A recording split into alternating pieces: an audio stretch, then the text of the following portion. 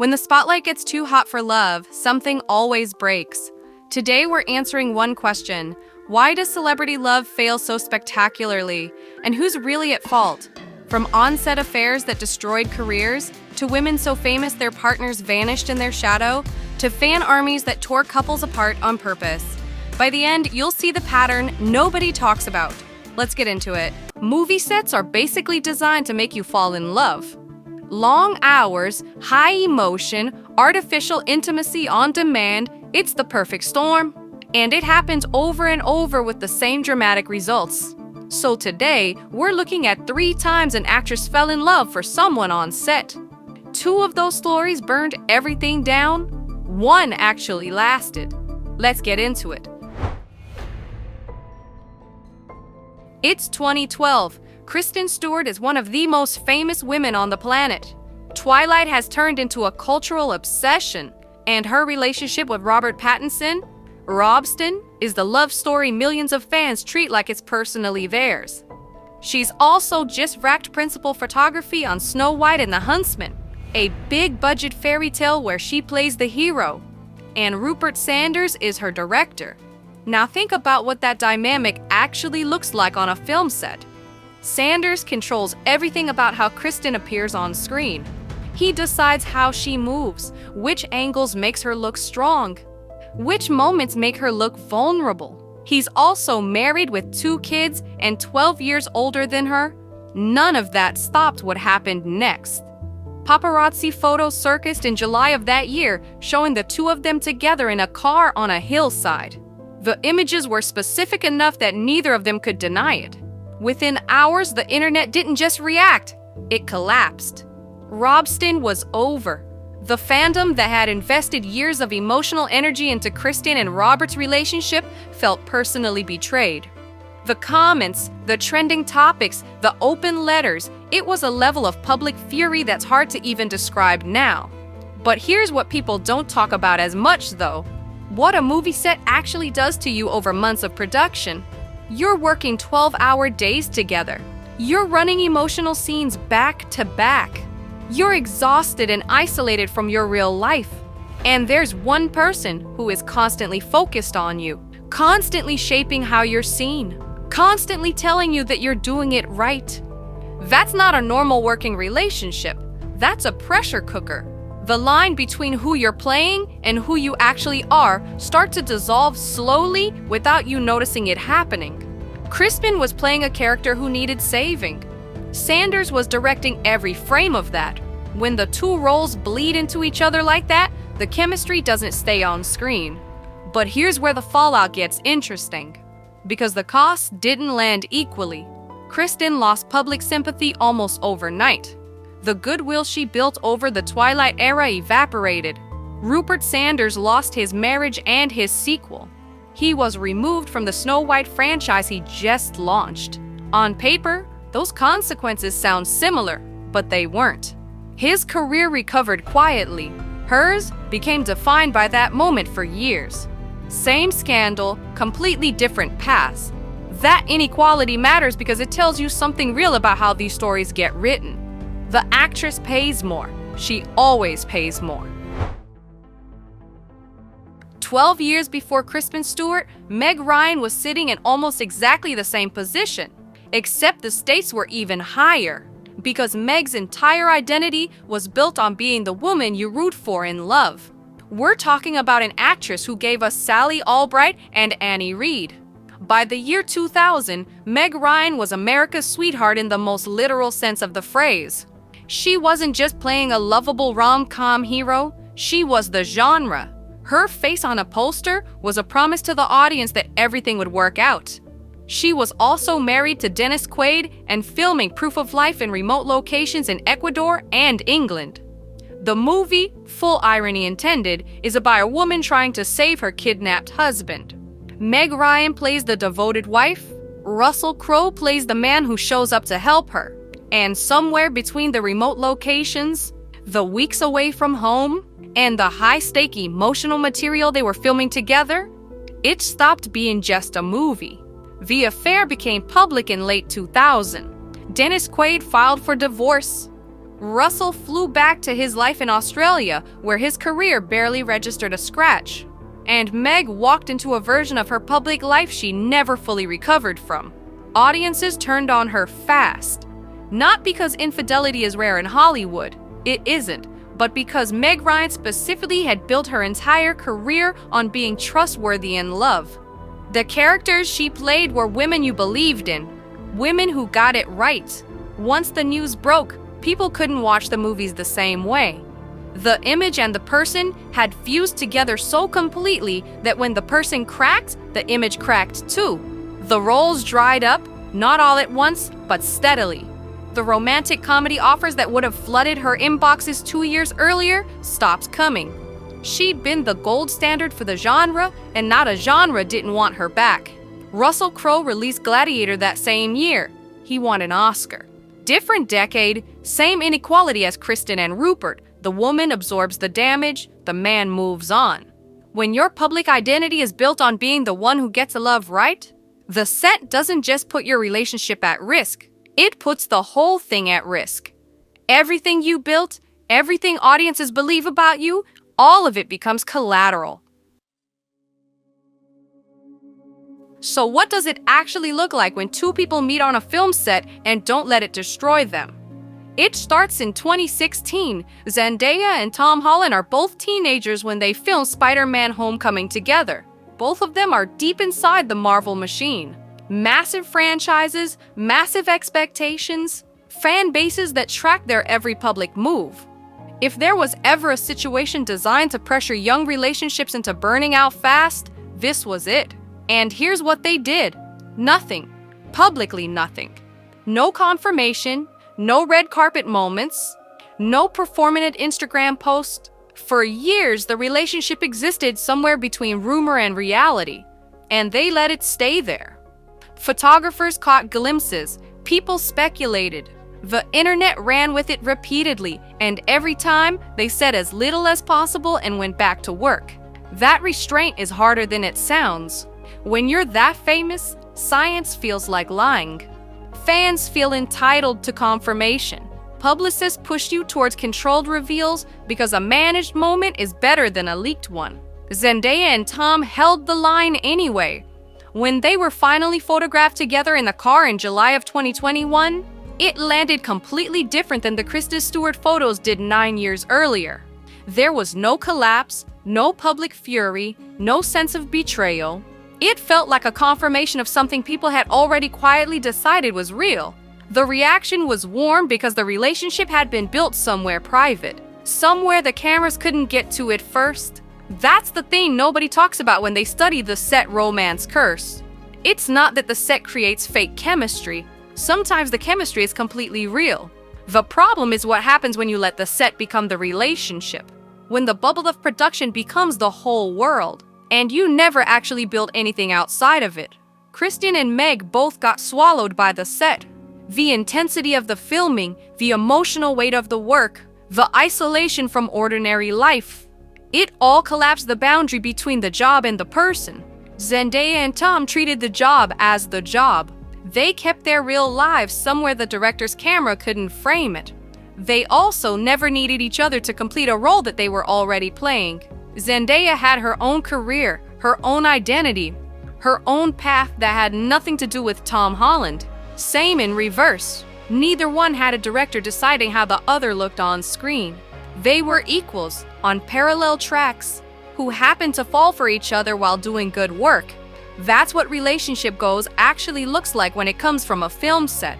Not the chemistry, not the scandal, the decision to protect something real before anyone else gets to define it for you. Everyone blames celebrity breakups on ego, schedules, or cheating, but the real killer is standing in the comments section.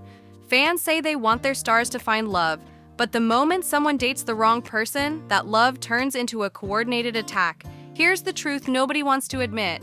Fans don't destroy celebrity relationships by accident. They do it on purpose. 7 couples, 7 different ways the same pattern plays out. And this is happening right now. While you're watching this, somewhere, another couple is being torn apart in real time by people who claim to be fans.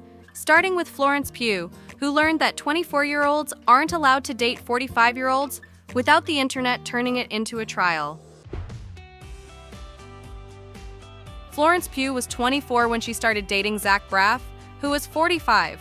Instead of seeing a relationship, fans treated the whole thing like a math problem they needed to solve. The 21-year age gap became the only story anyone cared about. Fans had built an image of Pugh in their heads over years of watching her career, and that image didn't include a middle-aged director they couldn't project their own fantasies onto. The criticism was never really about compatibility, it was about ownership. They felt entitled to decide who she should date. Pugh called the backlash an insane amount of abuse, and she openly admitted that it genuinely hurt to read the worst things people were writing about someone she deeply loved. She defended Braff publicly. She pushed back against the idea that she needed to date someone younger or more famous to be valid. After they split in 2022, she stopped talking about her relationships entirely, making it painfully clear that the fans had successfully chased her love life into hiding. And the craziest part? She got off easy compared to what happens next. Because when the fans choose a couple to destroy, age gaps are just one weapon in an arsenal that gets bigger every year. But age gaps aren't the only thing that triggers the mob. Sometimes the fans don't even need a reason they can name. They just decide a relationship doesn't look real enough to survive their scrutiny. Taylor Swift and Tom Hiddleston lasted 3 months in 2016, and the media turned those 12 weeks into a forensic investigation. Every photo was analyzed. Every public outing was immediately called staged by people who'd never met either of them. The fans decided it was fake. They didn't wait for evidence. But here's the deeper pattern.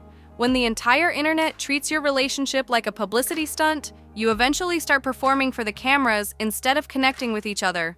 The pressure makes genuine intimacy impossible because every casual moment becomes content. You can't build anything real when the world is watching every move.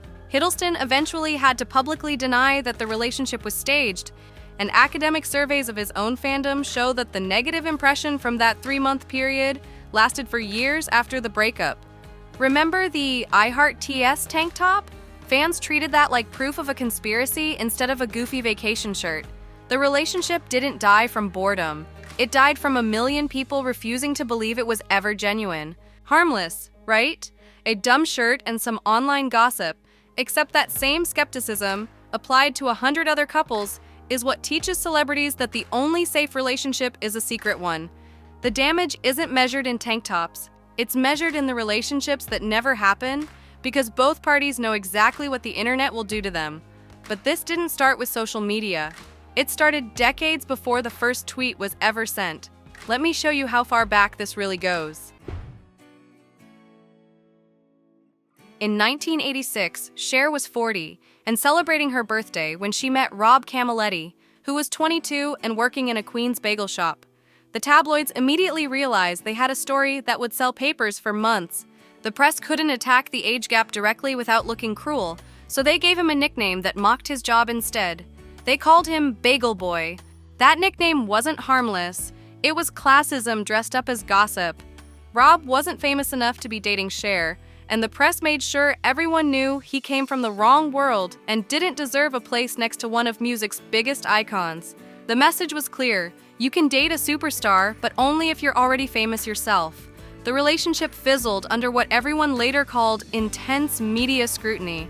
Camilletti eventually walked away from the spotlight entirely, while Cher moved on to other partners who the press found more acceptable. Cher later admitted the constant attention wore them down. Rob went back to real life. The tabloids got their story, the couple got destroyed. The nickname stuck for years. Rob stopped being a person and became a punchline. And somewhere in Queens, a 22-year-old who just wanted to date someone he loved learned that the press doesn't need to destroy you. They just need to make you a joke. When the joke outlives the relationship, you don't get to move on. You get to be Bagel Boy forever. But the tabloids were just getting warmed up. If you think a Bagel Boy nickname was bad, wait until you see what happens when the entire media machine decides a wedding isn't a wedding, it's a sporting event. Paparazzi found an even bigger target when Bennifer took over the early 2000s and turned a celebrity wedding into a blood sport that made the Bagel Boy coverage look tame. Jennifer Lopez and Ben Affleck got engaged in 2002 with a 6-carat pink diamond ring that cost $2.5 million, and the media treated their wedding like a sporting event the public was entitled to attend. Every detail was leaked. Every dress fitting was a headline. The pressure became suffocating. Lopez has openly said that press scrutiny killed the first engagement, and that single admission changes everything we think we know about why they broke up, because it shifts the blame from the couple to the culture. Think about it. We've spent 2 decades assuming Bennifer collapsed because of ego or infidelity or some classic Hollywood drama. That's the story the tabloids sold us, but Lopez's admission flips the narrative entirely. It wasn't cold feet. It wasn't another woman. It was the fact that they couldn't walk outside without 50 photographers screaming their names and turning every grocery run into a front-page crisis that made normal life impossible. When the second split came in 2025, something strange happened. The breakup was quiet, respectful, almost boring. No dramatic headlines, no leaked stories, no screaming fans. Compare that to the 2003 cancellation, a full media meltdown. Same couple, same love, different levels of noise. That difference proves everything. The problem was never Ben and Jen. It was the circus. The first time around, the circus was deafening. The second time, it was quieter, and the relationship lasted longer because of it. They called off the 2003 wedding because the media circus had grown too loud for anyone to hear their actual feelings over the roar of flashbulbs and screaming headlines. 20 years later, they tried again, and the world had changed just enough to give them a brief window of peace before the old patterns came back and reminded them why they'd quit the first time. Some wounds don't close just because you wait 2 decades. By now you might be thinking, at least this was pre-social media. At least Bennifer didn't have Instagram comments making everything worse. But the next couple on this list proves that social media didn't create this problem, it just gave it a megaphone. And when millions of people start using that megaphone at once, the damage accelerates faster than any tabloid could dream of. Ariana Grande and Pete Davidson got the same treatment as everyone before them, but the timeline compressed into weeks instead of years. They got engaged in 2018 after a few weeks of dating, and the internet responded by deciding he wasn't good enough for her before they'd even posted a photo together. Fans didn't ask if she was happy. They declared him unworthy and decided the relationship was theirs to judge. The backlash wasn't about compatibility or love at all. It was about fans controlling who their idol was allowed to date, and the speed of social media meant the verdict came down before the relationship even had time to breathe. When they broke up, fans treated it like a victory and spammed Pete's Instagram with "thank you" next comments until he changed his phone number because the harassment wouldn't stop. The engagement lasted 4 months. The online punishment lasted years. Pete changed his phone number, checked himself into treatment, and posted about not wanting to be alive, all because he dated someone his girlfriend's fans decided wasn't good enough for her. Ariana had to beg her own fans to back off and leave him alone. And even then, they didn't listen. Pete later said the scrutiny made his life a living hell. And if you think that was bad, if you think a 4-month engagement that nearly cost someone his life was rock bottom, the worst case of fan ownership was still coming around the corner. Because some fandoms don't just break a couple up, they refuse to let go even after everyone has moved on. Justin Bieber and Selena Gomez got something worse than a breakup. They got a fandom that refused to let them move on even after both stars found new partners. Justin Bieber and Selena Gomez dated on and off from 2010 to 2018, and what started as a teenage romance turned into public property that millions of fans believed they owned in their minds. The Jelena fandom built identities around the couple and treated every breakup or reunion like a season finale they were entitled to watch. When both moved on, the fans didn't. Years after the breakup, Justin liking a throwback photo with Selena still sends fans into a complete frenzy in 2026. He's defended Hailey Bieber publicly from fans who've encouraged coordinated attacks on her Instagram. The relationship haunts them both. The public never moved on. Some wounds keep reopening every time the internet feels nostalgic, and both stars are trapped in a story they finished telling years ago. Sabrina Carpenter and Barry Keoghan got the most recent version of this nightmare, and it shows how the cycle has only gotten faster and more vicious. Social media changed everything, and not for the better. They dated from late 2023 into 2024, and when they split, fans didn't wait for a statement or an explanation before inventing a cheating narrative that spread across TikTok and Instagram within hours. Barry called the rumors a narrative that's not true. He deactivated his Instagram and told friends he didn't want to go outside because the abuse had made his life a living hell.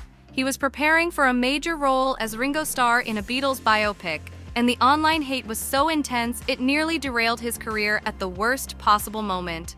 Sabrina later addressed the backlash that her own fans had directed at Barry, admitting the online behavior had crossed a line that no relationship should have to endure. She never confirmed the cheating rumors because there was never any evidence to confirm. The fans got what they wanted. The couple split. Barry disappeared from public life. And the worst part, nobody learned anything. Every couple on this list might have broken up anyway. We'll never know, because the public never gave them a fair shot to find out what they could have been.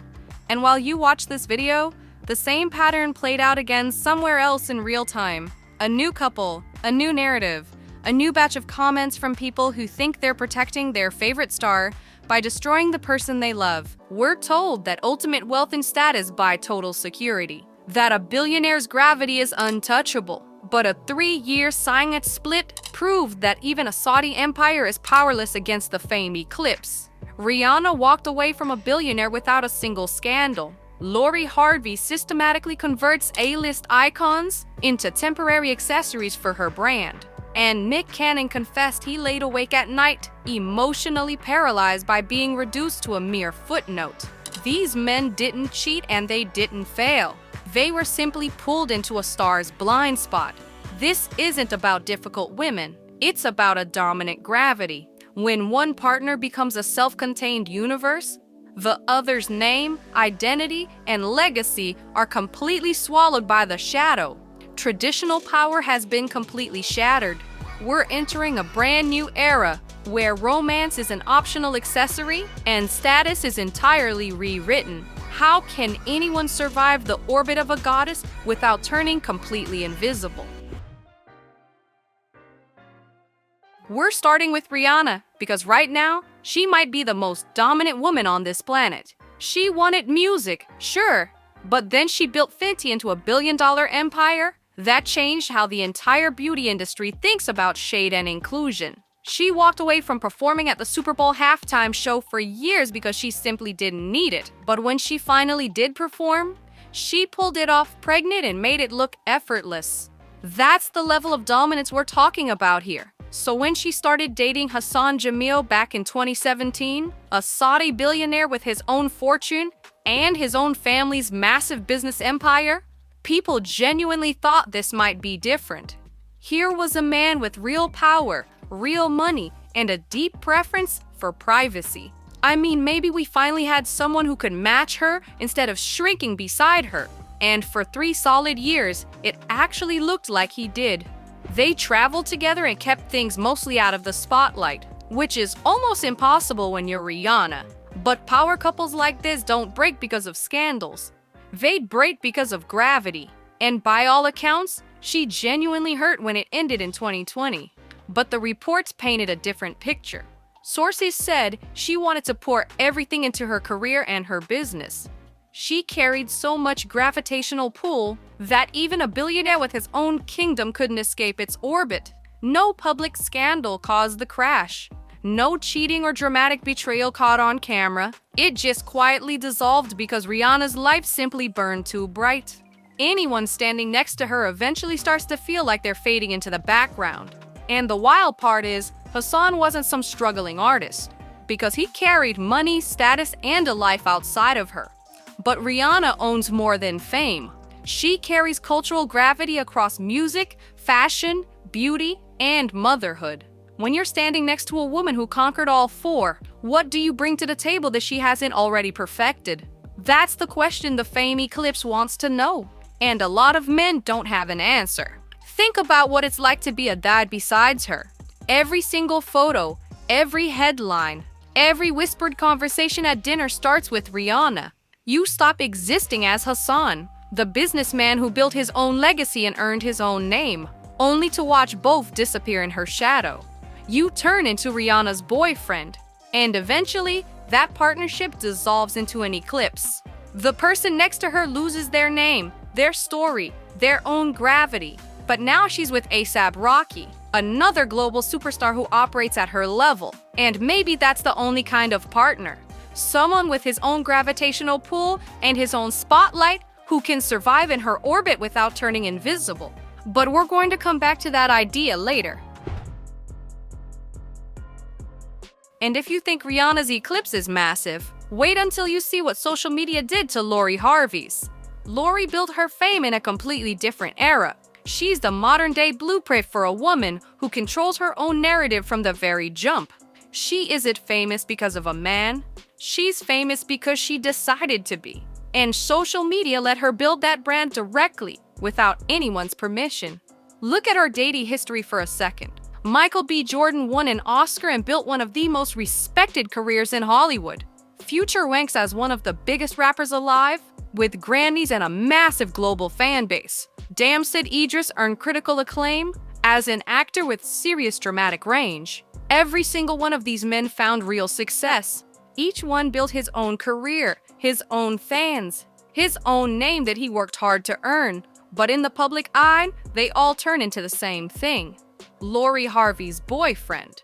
The story always centers around her choice, her moves, her glow. And slowly, the man besides her turns into an accessory to her brand, instead of a person with his own separate identity. When Lori and Damson broke up in November of 2023, they put out a joint statement that was almost perfect. They wrote that they needed to focus on their own lives, and they parted ways, remaining friends with nothing but love and respect. The split came across mature and clean. No messy public fight exploded between them, but the public still framed it as another win for Lori's independence. Like she leveled up again. The media even labels her as the female future, because she moves through relationships with total confidence. That's the whole point. And society still can't handle a woman who treats romance like an optional chapter in her own story rather than a whole book. Here's what makes this even crazier. In 2025, Lori and Damson were spotted together in Mexico, sparking reunion rumors. So maybe the story isn't completely over. But the pattern stays the same no matter what. Lori remains the sun, the men keep orbiting, and the fan eclipse doesn't always destroy the relationship forever. Sometimes it just keeps pulling people in and pushing them back out. Because when a woman is the gravitational center of her own life, everything else is temporary by design.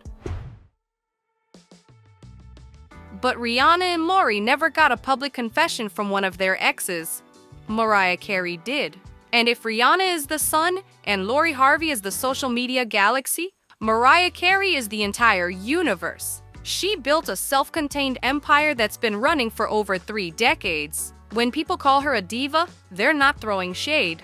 They're acknowledging she created a complete institution with her own rules, her own Christmas holiday, her own language, and her own gravitational field that pulls everything towards her. You don't date Mariah Carey. You enter the Mariah multi-universe.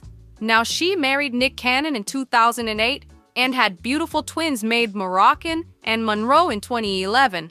But by 2014, they were separated, with the divorce finally wrapped up in 2016. That's 8 years together, 6 of them married. On paper, this looked like a classic Hollywood power couple. Nick had Wildin' Out, his massive hosting career, his own music, and his own loyal audience. He wasn't some unknown guy riding her coattails to get famous, because he'd already earned success in his own right. But in 2024, sitting on the Ray Daniels Presents podcast, years after their divorce was completely over, he actually revealed something brutal. He confessed he would lay up at night thinking, "Is this who I am? Am I Mariah's man?" Nick Cannon, a man who built his own empire, created his own shows, and earned his own fans, still felt like a footnote in Mariah Carey's story. During the marriage, he struggled with his masculinity and described an identity crisis while they were together. The podcast heard he felt comfortable supporting her, but that supporting role triggered insecurities so deep that he couldn't sleep through the night.